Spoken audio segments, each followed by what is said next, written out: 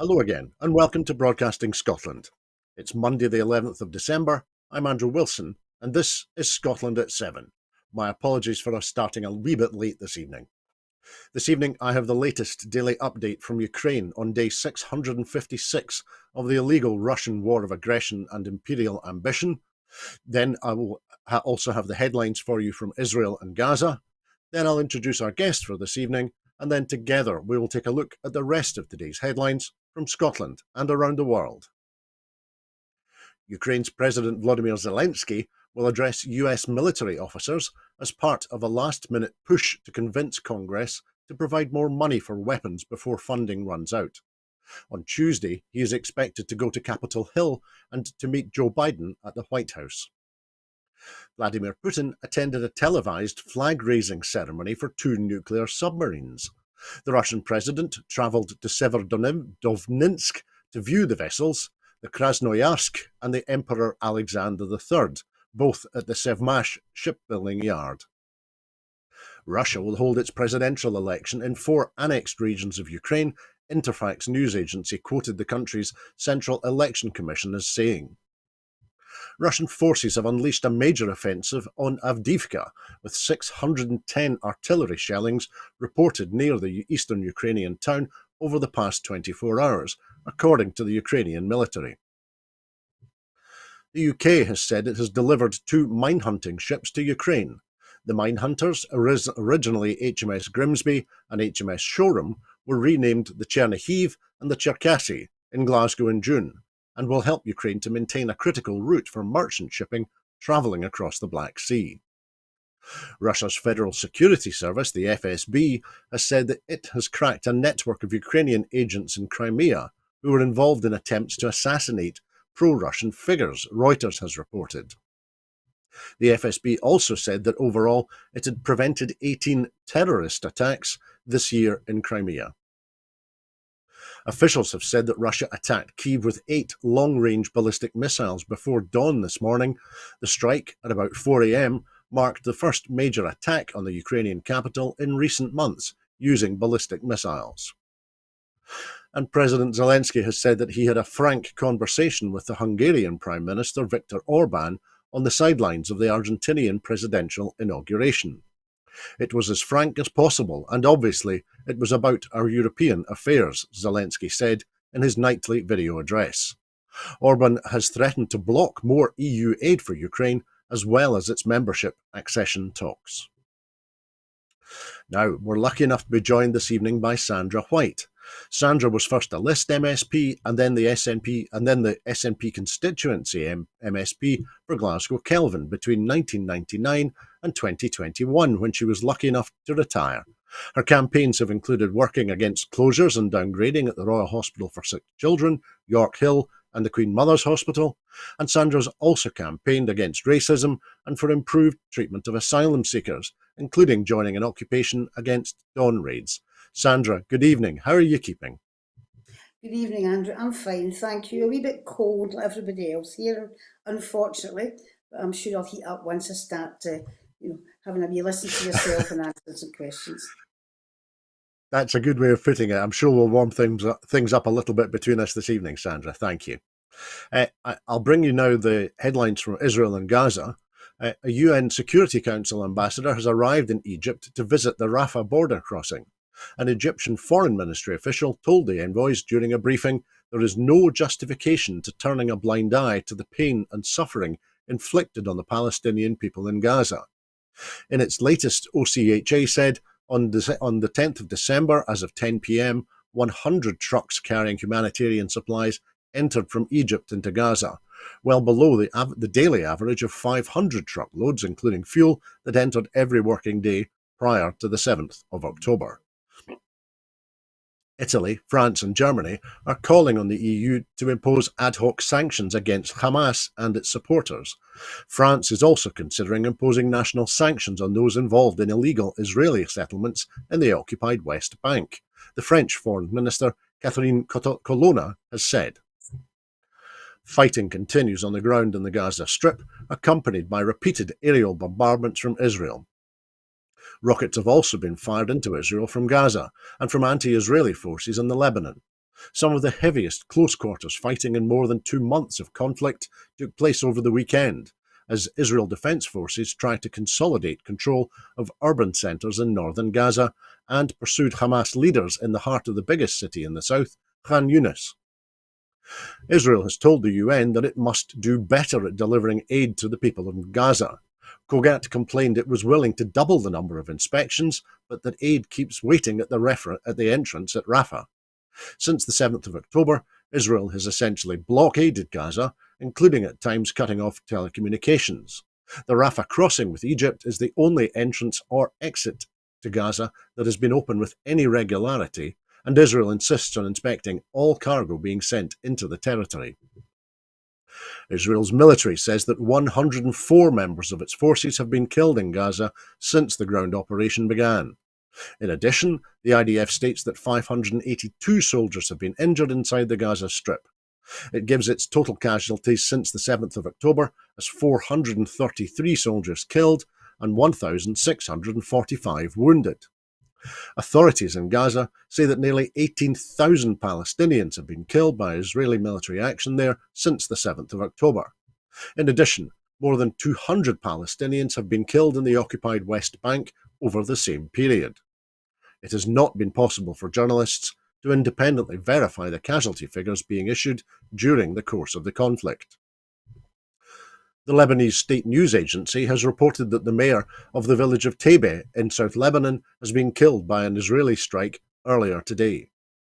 A French frigate that shot down 2 drones in the Red Sea on Sunday was acting in self-defence after coming under attack from the unmanned aerial vehicles, France's foreign ministry in Paris said earlier today.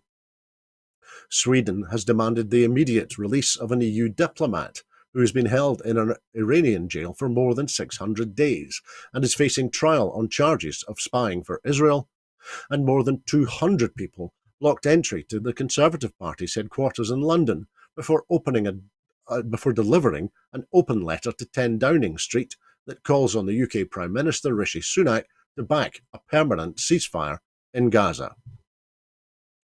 So, Sandra, as I said, violence was escalating at the Israel-Lebanon border yesterday, with Hezbollah launching explosive drones and powerful missiles at Israeli positions, and Israeli airstrikes rocking several towns and villages in South Lebanon.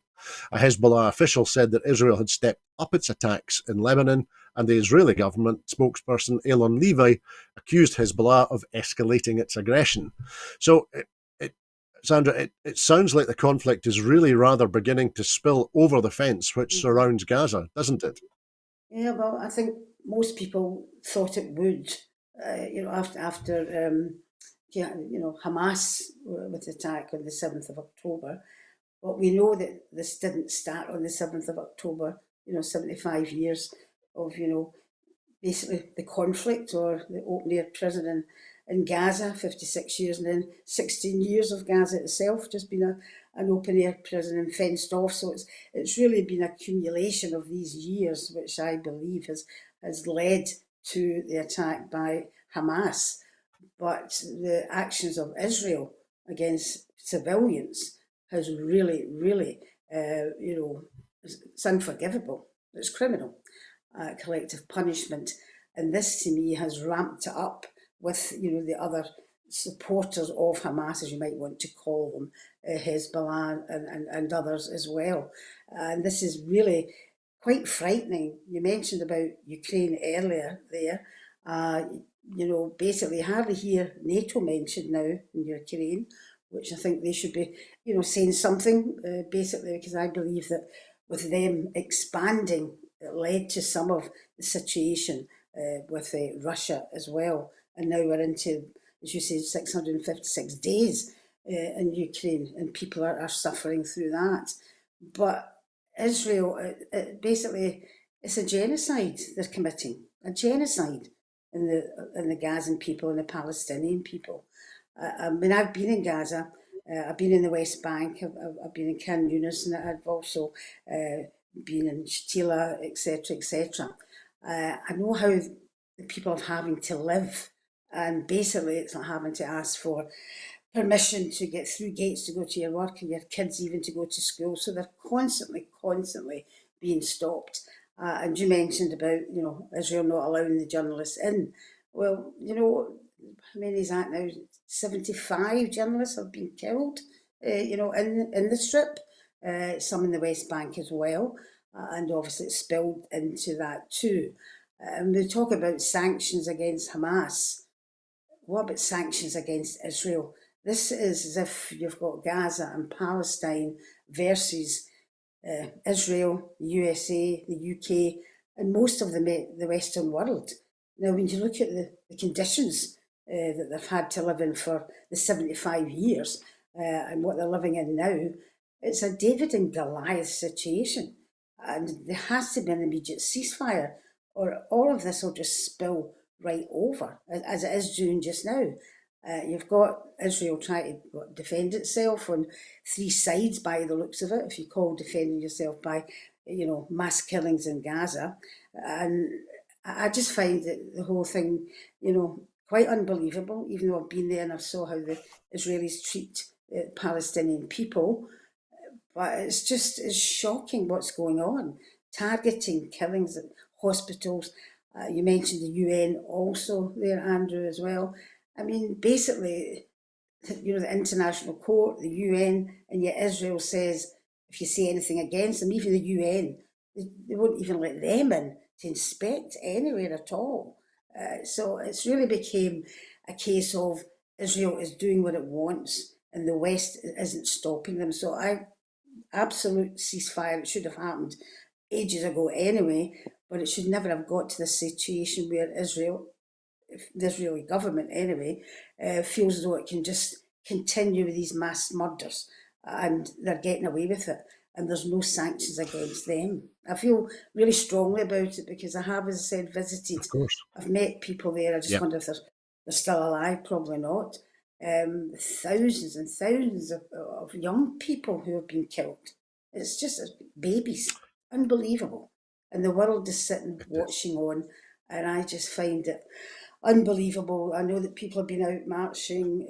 I've did it myself, etc. But we need to keep that up. But we also need the powers that be to recognise that basically they don't speak for us anymore. They don't speak for the ordinary people. You've seen the thousands that go out there marching. They have to do something. We cannot let Israel carte blanche. And what they're doing is completely destroying the whole, civilization makeup of the Gaza Strip. They've destroyed one of the oldest mosques in the world with all the books and paperwork there, hospitals, and targeting basically, poets, writers, doctors, academics, because they know, Israel knows where everyone stays. They have a list of everyone that stays in a certain place. So it's not just by Mhm. accident they're targeting certain places. And I make no apologies for being quite so angry about it because I've seen it myself and what they do. Of course. Thanks, Sandra. No, I knew you'd have a perspective, and I'm very grateful to you for your thoughts about the terrible situation that's continuing to unfold in the Gaza Strip and in Israel. But let's move on now, because Rishi Could I Sunak come out? did not Sorry, discuss Andrew. his flagship. Sorry, Andrew, Sandra. Yes, sorry. It was something I meant to say as well. Obviously, I'm not going back over what I said, but if you look into the yes, situation, you will see that there is oil and gas in Gaza, in the water. Now, I understood. think somebody should be looking at that. Israel's already given carte blanche to 6 companies to explore it.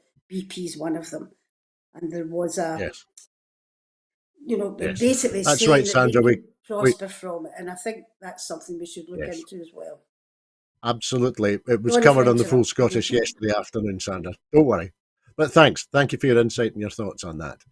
But Rishi Sunak did not discuss his flagship Eat Out to Help Out scheme in advance with scientific advisors or ministerial colleagues because it was a market sensitive fiscal event, and also because it was only a micro policy within a wider plan, he said. Sunak was questioned at the COVID inquiry about the plan, uh, which incentivised people to eat at restaurants and cafes in the summer of 2020. He claimed that advisors, including Chris Whitty and Patrick Vallance, had not expressed concerns when they had the chance. Earlier, the inquiry heard that some scientists were alarmed at the message this gave in terms of mixing, and that Vallance and Whitty did not clear the scheme in advance. Sunak, who was UK Chancellor of the Exchequer during the pandemic, said that in the month between the scheme being announced in July 2020 and it coming into force, there was plenty of opportunity for scientists to raise concerns, but none did. In questioning about funding for the devolved administrations, Sunak said that the mechanism for allocating funding to Scotland, Wales and Northern Ireland was the Barnett formula, but he refused to accept that the option to make different decisions in Scotland was limited if there was no corresponding money being spent in England. So, Sandra, today was the first day that Rishi Sunak was giving evidence to the London COVID inquiry. What struck you about anything that you've seen from his performance today? I just wonder how many Pinocchios you could get between Boris Johnson and Rishi Sunak as well. Probably wouldn't get his nose in the actual TV screen in that respect. But what did strike me, and I didn't see all of it, was the arrogance. I felt he came across very arrogant, as did Boris Johnson also, contradicting, the KC as well, and basically not accepting that they'd done anything wrong. And you had all this evidence, and the biggest thing was the fact of his mobile phone. If I was getting a new mobile phone, you take your SIM card with you and you put it into the new one so you've got your contacts, etc. And he said he's had 3 mobile phones since then. So he's had 3 different SIM cards and 3 different phones. So we can't get hold of his WhatsApp. So I just felt that, they were there. It wouldn't have mattered what you'd asked them. They just feel as though they're untouchable. And it's just lie after lie after lie. But I thought, the questioning, the KC was very good and has been very good with everyone. But it's a sheer arrogance of them that gets to me. And I don't think it brings any comfort to the unfortunate people. And I have relatives which was affected by the COVID as well. It doesn't give them any comfort. It certainly didn't give me any comfort anyway that they would have done anything different. From what they already did. It was like, I'm going to do this and I'm not listening to anybody. I don't know what you think about it, Andrew, or, if you had thoughts on how you felt about it or that. Well, I think his performance was kind of predictable, and I think he had a rough time this afternoon once Hugo Keith, the KC, got started. But we're up against the clock a little bit this evening, Sandra, so let me move on to the next story, if I may. That's okay. Oil exporting countries will be called upon to reduce their production drastically in the coming decades if a draft agreement published at COP28 today is accepted. The text avoids the highly contentious calls for a phase-out or phase-down of fossil fuels, which has been the focus of deep disagreement among the more than 190 countries meeting in Dubai. The COP28 presidency released a draft text in the early evening, which called for reducing both consumption and production of fossil fuels in a just, orderly and equitable manner so as to achieve net zero by, before or around 2050, in keeping with the science. The text is expected to form the key outcome of this fortnight of fraught talks on the future of climate action, which are scheduled to end tomorrow evening in the UAE. If the commitment on fossil fuels survives an expected onslaught from negotiators from big oil-producing countries, it would mark the first time that countries were being asked under the UN Framework Convention on Climate Change to reduce their fossil fuel production. Governments will now have an opportunity to make their views known and are expected to wrangle hard over the wording. For some countries that wanted an unambiguous phase-out of fossil fuels, the reference to reduction will be regarded as a weakening. But others, such as Saudi Arabia, which has firmly refused to countenance a phase-out or phase-down of fossil fuels, may use the final hours of these talks to try to weaken the text further. A spokesperson for the presidency said, "The COP28 presidency has been clear from the beginning about our ambitions. This text reflects those ambitions and is a huge step forward. Now it is in the hands of the parties, who we trust to do what is best for humanity and the planet." So, Sandra, the presidency released the draft text earlier in the evening today, calling for both reducing both consumption and production of fossil fuels. Now, given it, as I was describing there, the resistance from oil states, big oil companies, and of course the politicians who they support, do you think is there much prospect for a meaningful reduction in the production of fossil fuels before it's too late? I don't think there is much hope. I must admit, I see these gatherings where people, these governments, basically spending millions of pounds flying over there, polluting the air, etc. That's the first thing. And then we were just talking about Gaza there and the oil fields off of that, and they're only a couple of miles away, talking about reducing it, and yet no mention about that where BP and others are exploring for more oil. And it's like a talking shop, Andrew, and nothing really seems to happen. Now, if all the money they're spending sitting in, these lovely hotels, etc., and expenses and all that stuff was spent going to the poorer countries where they dump their plastics and all the rest of it, causing poverty for them, and also obviously climate change in these other countries as well, which affects everyone. I would have thought that's a better use of their time than sitting just talking all the time.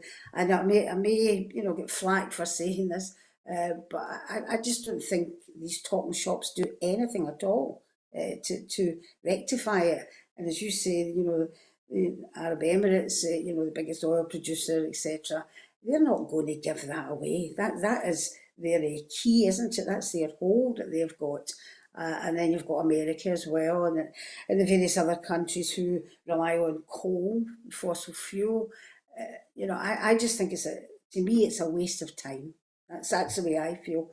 I don't see anything positive coming out of it at all. Absolutely. Thanks, Sandra.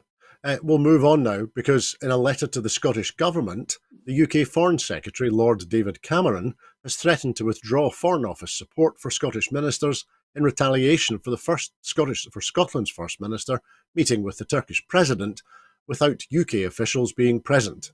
Lord Cameron accused the Scottish Government of a breach of protocol after Humza Yousaf met with Recep Tayyip Erdogan and others to discuss Gaza and other matters at COP28. The former Prime Minister, who was appointed to the House of Lords by Rishi Sunak in the recent government reshuffle, also threatened to withdraw support for the Scottish Government's international offices based in UK government posts. Humza Yousaf accused Cameron of being really petty and frankly misguided. The Scottish Government today published its International Network annual report, which concluded that Scotland's international network delivers impact for the people of Scotland by promoting Scottish goods and services in export markets, attracting inward investment, highlighting our natural advantages and deep expertise in the renewable energy transition, promoting Scottish culture and building relationships, to work collaboratively on domestic policy challenges, including the twin climate and nature crises. The First Minister said on social media, "Our international engagement has seen Scotland the top destination outside of London in the UK for foreign direct investment in 9 out of the past 10 years. We won't stop representing Scotland across the world or showing leadership on the biggest challenges our planet faces." So, Sandra, firstly, what do you think triggered David Cameron to write such an odd letter? Do you think was he just jealous that Humza had been to COP28 but he hadn't? I think it's Alistair Jack's doing, our colonial masters, because he's the orchestrator of all of this. He's the one that raised it at the very beginning, and I saw a clip from the Commons committee where he was, answering questions. Apparently, anyway, very, very, very much the same as Rishi Sunak. Basically, couldn't care less. Basically, what he said was right, and everyone else was wrong. And I mentioned colonial masters, and that is what it is. They don't want Scotland to be a force to be reckoned with. They don't want them, well, Scotland, basically outdoing the United Kingdom. And I was trying to think what he had said. He said something like, "We can't have Scotland going meeting, international, heads of state because they're at odds with the UK's foreign policy." I scribbled something down here. and this damages UK's standing in the world. Now, if it wasn't so serious, it'd be laughable because the UK's standing in the world at the moment is zero, basically. And this is what it is. It's the fact that they cannot control anything. It's like if you're at school and you've got to meet somebody and you've got to take a prefect with you to make sure. And I remember just before they came out with this a couple of months ago to say that they had to write down in a report, there had to be an official there, and you couldn't mention the word independence. Hums is absolutely right when it's petty, but it's laughable. If somebody asks you about another country, asks you about independence, and you're going to say, "I'm sorry, I can't mention it because our colonial masters in Westminster says we can't," and it's just another, for me, it's another push for independence, and we should be making not more of it. Well, aye, absolutely as much of it as we possibly can, but for all the right reasons, because basically they do not want our voice heard. Because the UK is a laughing stock. We know that it's a laughing stock in Europe. It's a laughing stock throughout the world as well. And what an unelected. Let's remember, Cameron is unelected. He's appointed. He's appointed. Humza Yousaf, First Minister of Scotland. He's elected, and we're supposed to listen to that. So I think we should be telling them just to basically stuff it. We'll just carry on the way we are. Absolutely. That's Thanks, tough. Sandra. And I can't imagine telling Scottish people what they can and cannot do. I can't imagine how that's going to go. But let's move on. The SNP has called on the UK government to step up their cost of living support after the Mental Health Foundation published a survey showing that 1/3 of Scots have been forced into debt during the Westminster made cost of living crisis. The report also concluded that over the next few months, more than a quarter of Scots are worried about not being able to pay household bills, and almost a third are worried about not being able to heat their homes due to skyrocketing inflation. The Scottish Government has committed to supporting people through the cost of living crisis by allocating almost £3 billion to support policies which tackle poverty, and has also committed to supporting people with mental health issues by improving mental health services and ensuring that people are signposted to the most suitable support, all measures encouraged by the Mental Health Foundation. Commenting, the SNP's Women and Equality spokesperson, Kirsten Oswald MP, said, "This report by the Mental Health Foundation exposes the reality of 13 years of austerity under consecutive Tory governments, with the cost of living soaring because of damaging policies like Brexit and shocking welfare cuts. In contrast, the SNP's Scottish Government is committed to listening to organisations like the Mental Health Foundation and supporting families through the crisis. The Scottish Government has prioritised cost of living support in their spending plans through the Scottish Child Payment that has lifted 90,000 children out of poverty, the expansion of free school meals, and by spending up to £1 billion to mitigate the impacts of 13 years of UK government policies such as the bedroom tax and the benefit cap." She continued, "The Scottish Government can continue to make every effort to eradicate poverty. However, little progress will be made whilst we are tied to Westminster governments which prioritise austerity over tackling poverty." So, Sandra, the survey found that 1 in 3 felt stressed and 1 in 10 felt hopeless about their financial situation in the last month. Now, those levels of polling indicate a crisis that's unsustainable, don't they? Absolutely, Andrew. It is unsustainable, particularly the cost of the energy. And you can't say enough. An energy-rich country like Scotland, and people are frightened to turn their heating on. Basically, I mean, obviously, I belong to a couple of charities and that type of thing, and you forget as well. Whilst you're trying to have warm places and things like that, even they're suffering as well to provide for the people that they're trying to help, because they have to pay that extra cost too. Particularly utility bills as well. So everybody's struggling, and we're back to the days remember years ago where the older people would be travelling on the buses to keep themselves warm. It's an absolute disgrace, and mental health obviously comes into that also. The way the world is at the moment, when you see what's happening and you can't afford food, I mean, food banks, for goodness sakes.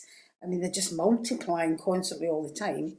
You don't know where your next meal's coming from. You've got kids coming in from school. How can they go do their homework or anything if they're in a cold, cold house? And basically, this government and the Labour government are no any different. If they get in again, it'll just be, Tories writ large again. Basically, they have not a clue how people live. You go to the shops, I go, everybody else that I know goes to shops as well. It's not as if it's 2 pence and 10 pence it's on stuff. You're talking about 50% markups and things like milk and bread, stable items such as that. And people are having to pay that. There's no option for it. And then you're coming back and they can't afford to put the heating on or anything like that either. It's like going back to Dickinson times. And this lot at Westminster really couldn't care less. And whilst we're only getting, the monies from Barnett formula, pocket money you might call it, basically, and having to find ways round of trying to raise money, I mean, it's not a bottomless pit. But we have to protect the vulnerable. I mean, most people who are earning don't mind paying a bit extra tax, which we do in Scotland to help out people who are more vulnerable. And that's the way a decent society should be. Help the vulnerable and pick people up. But it's not happening now. There's more people on the streets, there's more people who are homeless. And let's be quite honest about it. If people are in their last legs, basically, some of them will turn to drinking drugs. And it's a vicious, vicious circle.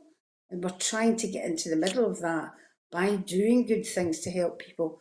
But, there's no aspirations, there's ambition to make life better for people. And with Westminster, we won't get it. We just won't get it. Thanks, Sandra. Now, I'd like to look at that inequality from a slightly different perspective now, because the Institute for Public Policy Research, the IPPR, has said that the next election is set to be the most unequal in 60 years, thanks to a rising gap in voter turnout based on age, income, class, home ownership, and ethnicity. The IPPR found that the turnout gap was negligible between social groups in the 1960s, but it had grown by 2010 to 18 percentage points between the top set of earners, who are more likely to vote, and the bottom set. It rises to a 23-point gap between homeowners, who are more likely to vote, than renters, and a 15-point gap between graduates and those who did not go to university. There are 28 points between those aged 61 and over, who were more likely to vote, than 18 to 24-year-olds. The IPPR found that 9 in every 10 people in the top third of the income distribution voted in the two most recent general elections, compared with only 7 in 10 from the bottom third. The bottom third of earners were about 3 times more likely to say it was not worth voting than the top third, while renters are also more than twice as likely as homeowners to say the same. The study analysed those who've been in contact with politicians, finding that 1 in 3 graduates has directly contacted a politician, compared with 1 in 7 people without degrees. The study did not look at whether the Conservatives or Labour benefit most from the gap in turnout, although older voters are more likely to opt for the Tories than Labour. Dr. Darth Patel, a senior research fellow at the IPPR, said one of the consequences was that government policy was more attuned to the needs of the older, better off, and those with higher levels of education. Patel also said the outsized influence of the better off is one way to explain the puzzle of rising inequality in UK democracy, as lower income groups are more supportive of redistribution. The IPPR said the problems were compounded by a concentration in party memberships, political donors, and career politicians among people who are well off and have higher levels of education. It said the number of MPs entering Parliament from working class jobs has fallen twice as quickly as the share of the public working in similar jobs. Only 7% of MPs can be considered working class, compared with 34% of working age adults, according to the IPPR's estimates. So, Sandra, how or where did we begin to address this stark inequality and the problems that it seems to have baked into our economy and our political system? Yeah, it's a very good analogy to bring that in after the previous conversation that we had, and obviously we've also got the added situation where next election is a Westminster election, and people are going to have to take ID to tell them to be able to vote. So a lot of people who are in that other bottom bracket, as you might call it, are not going to bother. So that's another disincentive to go and vote as well. Well, we need to have more, really, it should be proportional representation for Westminster, absolutely. Basically, you might see more people coming forward. But as we spoke about earlier, in regards to, just the future and what you're seeing in the TV, and, the younger ones will look at TikTok and all that stuff as well. It's all, it's all very doom and gloom. And they see these people in Westminster, you take the COVID situation, Michelle Moe and various others, they see people getting away with that type of thing. And, basically not being jailed or anything like that. And they just end up saying, well, what's the point? What is the point of even voting? Because you're just getting more of the same. And then you look at, obviously at Labour, it's more of the same as the Tories. So basically, when you've only got a choice of two, a lot of people just won't vote. But there's a Thatcherite type thing coming in here, I think, of the I'm all right, Jack. And a lot of the media to blame for that as well. Put people against each other, which is a great divide and conquer type thing. And people are not given any hope, so they just think, what is the point? I can't pay a mortgage, I can't get a rented accommodation, I can't buy food. I'll never get to the echelons that I hoped I would get to, a decent job, or maybe get into representation. But I think the first thing we need to start is, we'll get rid of the House of Lords for one thing, but proportional representation for Westminster. And, we're talking about equality, and that's great. We've got various bits of equality. But we've not got equality when it comes to, as you had mentioned, about middle class, well off, and then the poorer people. There's no equality there. So maybe we should start looking at that proportionally. Not just all graduates being able to go there, not all people who go from Eton, Cambridge, Oxford, or Oxbridge into politics, that type of thing. Maybe we should be looking at that and giving people an opportunity, because believe you me, I mean, I didn't come from a well-off family, but if people are given the chance, the opportunity, they can show folk what they can do. So maybe we should start looking at that, and having that as part of an equality aspect. Well, mind you, the UK's want to come out of all the equality laws, aren't they? Unfortunately, but I think that's the only thing we can do, is to give them an opportunity to have their say. Thanks, Sandra. Now, the former head of the army has joined Brian Cox and Gary Lineker among the celebrities and high-profile public figures who have signed a letter calling for the UK government to scrap its Rwanda scheme. The Match of the Day presenter and the Succession star put their names to the call for political leaders to come up with a fair new plan for refugees. They said the UK's refugee system was ever more uncaring, chaotic and costly, and that asylum policies were not working.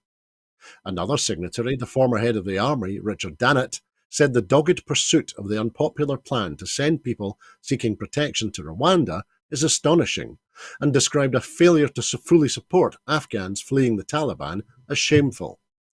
Lineker, who's been outspoken on the government's attitude to refugees, said, "We need a new system that reflects the will of the British people who have opened their homes, donated and volunteered in their local communities.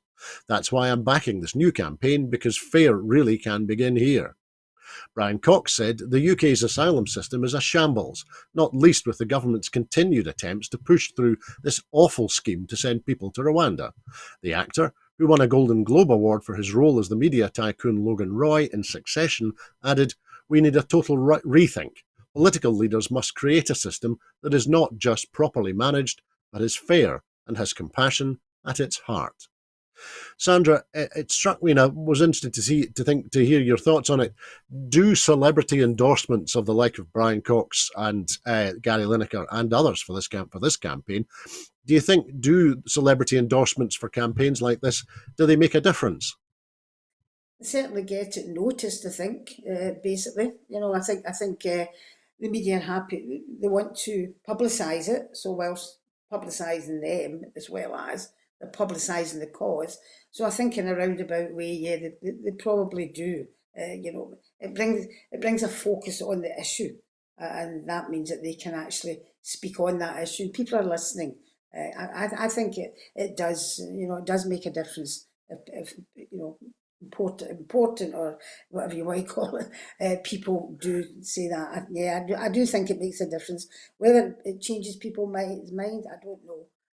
But it will draw attention to the particular issues. I think it does. Thanks, Sandra. Let's move on now, because Alexei Navalny, the jailed Russian opposition leader, has not been heard from for nearly a week, and his lawyers have been unable to contact him, his supporters have said. Navalny, the anti-corruption activist who became a leading opponent of Vladimir Putin, was convicted of extremism and other charges and is set to remain in prison for 3 decades. He has called the charges against him politically motivated and said he believes he will not be released while Putin is alive. We unfortunately don't know anything about his status yet. Kira Yarmish, an aide to Navalny, told journalists. Today is the 6th day that the lawyers have not seen Alexei.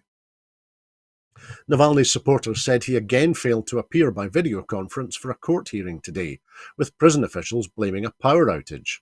Later that day, Navalny's lawyers were told he was no longer listed as a prisoner at IK6, the penal colony where he'd been incarcerated in the Vladimir region near Moscow. It was thought that he could have been transferred to another colony in the Vladimir region, possibly IK7, which is a colony of special regime, according to Yarmish. She later said Navalny was not listed at IK7, and she still does not know where he is. Special regime prisons have some of the harshest conditions in Russia and would limit Navalny's ability to meet visitors or write or receive letters for years after his term begins. Navalny's disappearance came shortly before Putin announced his candidacy in next year's presidential elections, which would mark his 5th term in power as president. Putin is the longest-serving Kremlin leader since Stalin. So, Sandra, Navalny's supporters have launched an anti-Putin guerrilla campaign, including billboards in Moscow, St. Petersburg, and Novosibirsk, with a QR code linking to a website that calls for Putin's critics to use non-violent partisan tactics to voice their dissent. It struck me that sounds pretty dangerous to be doing in a Russia that's at war at the moment. Yeah, I think it is, and these people are really putting themselves on the line by doing that, and they're very, very brave. But it just shows you if you if you let people away with so much, they will just do anything if they're not sanctioned. Well, he is sanctioned apparently, but he can still travel to the United Arab Emirates and meet them as well, basically. I mean, the man is probably dead by now, unfortunately, because this seems to be the way Putin runs it away back to the older Russia, as you might call it. And I mean, I think they've been very, very brave, but they're probably at the stage where they think, well, what else can we do? What else can we do? The world, Putin and others will chastise them and put sanctions on them, and yet they still carry on regardless.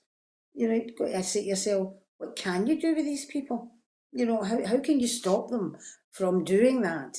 And the big worry is when other regimes see this happening, then they follow suit, basically. And for me, that is a huge worry, and I think you see it, particularly at the moment in the Middle East, and in some parts, obviously, Russia and Crimea and places like that, Turkey as well. They've been getting away with it for years, and nobody's ever did anything about it. We may talk about it, but they're still doing it. And good luck to the people who are standing against Putin. I think they'll need Thanks, it. Sandra. Absolutely, thank you. We'll move on now because Donald Tusk is expected to become Poland's Prime Minister this week, almost 2 months after a parliamentary election handed a majority to an alliance of opposition parties. His appointment will put an end to 8 years of rule by the nationalist, populist, Law and Justice (PIS) party. The Tusk-led alliance won a clear majority of seats in the 15th October vote, but the country's president, Andrzej Duda, a PIS ally, gave the incumbent Prime Minister, Mateusz Morawiecki, the first chance at forming a government, which was widely seen as a delaying tactic. Morawiecki had to present a new government to the lower house of parliament today, which will be followed by a vote of confidence, which he lost by 190 votes in support of him and 266 against. The lower house of parliament then nominated Donald Tusk, who was voted to be Poland's new prime minister by 240. Who was voted to be Poland's new prime minister by, I'm sorry, I can't see that, 248 in favour to 201 against. The coalition parties have already agreed who will comprise the cabinet. His new government is now expected to take office later this week, potentially enabling him to travel to a summit of EU leaders scheduled to take place on Thursday and Friday. Tusk, a well-known figure on the European stage, previously served as Poland's Prime Minister between 2007 and 2014. He's also a former President of the European Council and a former head of the centre-right European People's Party. So, Sandra, if it goes ahead as expected, the appointment of Donald Tusk as the new Prime Minister will put an end to 8 years of rule by the nationalist populist PIS party. Do you think, is this an indication that the rise of the right, in this case the populist Law and Justice Party, is not unstoppable or inevitable? Well, yeah, I mean, I don't know a lot about Tusk. I mean, I've heard, obviously not so much followed him, but obviously on the world stage with the European Parliament, he always struck me as quite a measured person. Um, uh, Basically had the country at heart, and certainly wasn't dictatorship mode. So I'm hoping that this will have a kind of sea change. But when you look at the other countries that we were saying earlier, Hungary and Brazil and various other places like that. So I hope, that he is able to do something and becomes a kind of inspiration for other countries which see themselves under now, dictatorship and very right wing governments and that type of thing. I do believe he will try his best, but whether you get through half the stuff, the votes, etc., the UN, all that type of thing, I think I've got a lot of faith in him that he will bring Poland back into the world. It is already in the world stage, but a voice to be reckoned with for good reason. Thanks, Sandra. It'll certainly be interesting to see what Donald Tusk has to say about Scotland and Scotland's political position, given he has indicated that he is supportive of Scotland Mm-hmm. in the past. But let's come back to Scotland now for our final item, because the people of East Lothian are getting the chance to put their views and concerns to members of the Scottish Cabinet, as the 52nd Travelling Cabinet has met in Haddington today, ahead of ministers taking questions from the public in the town's Corn Exchange this evening. Ahead of the meetings taking place, the First Minister and Cabinet Secretaries have been visiting a number of projects throughout East Lothian in which local people are helping to make a difference to their own communities.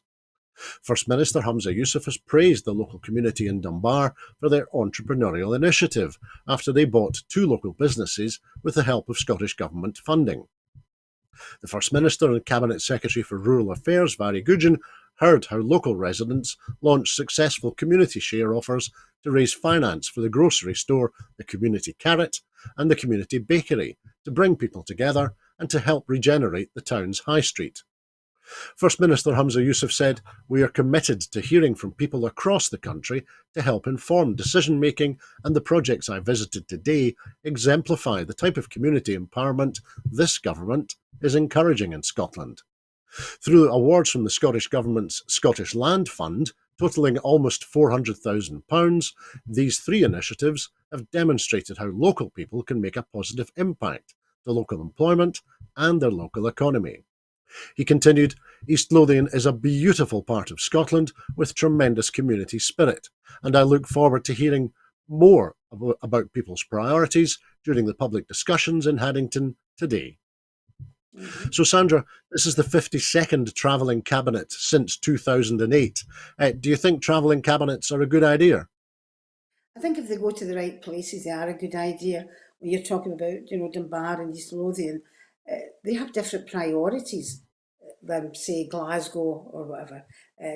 So I think it's a good idea to get out and about and not just in the big cities, because there's some areas which would prioritise maybe buying over a community bus because there's not a great bus service and things like that. So I think it's a good idea to listen to. I've always the grassroots, as I call it, because that's where you find out exactly what people want and what they need and what they're missing, or success stories which can be emulated in other areas as well. So yeah, it lets you see the different places, different priorities, and if it's working good there, it can obviously be emulated in other areas too. So yeah, as long as it's a good outcomes, I think it's a really good idea in that respect. Thanks, Sandra.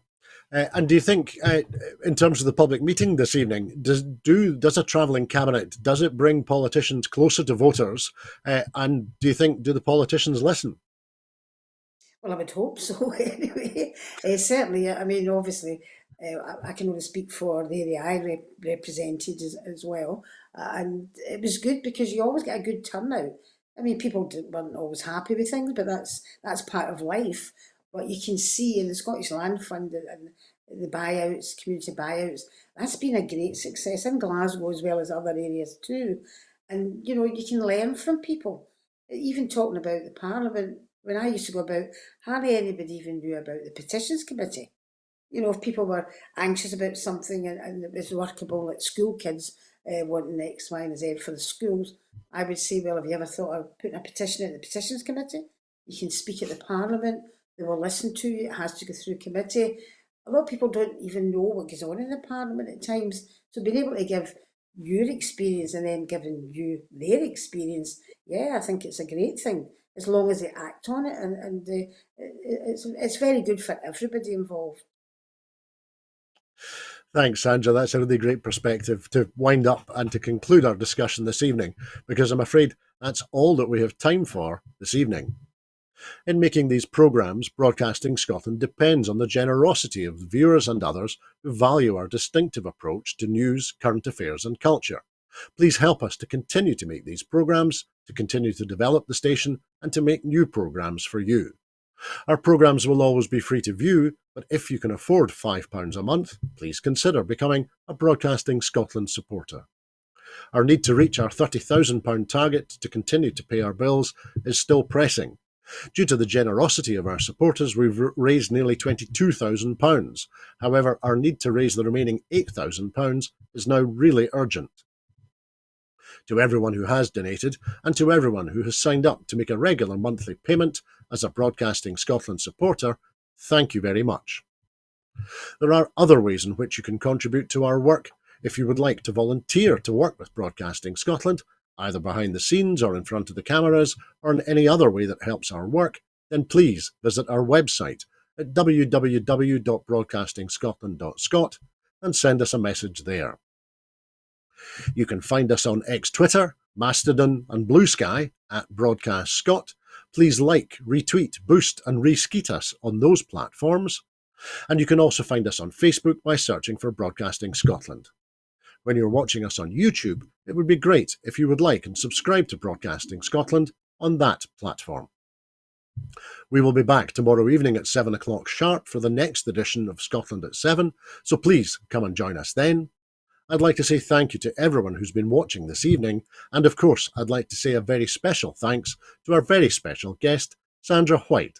Thanks, Sandra. Thanks, Andrew.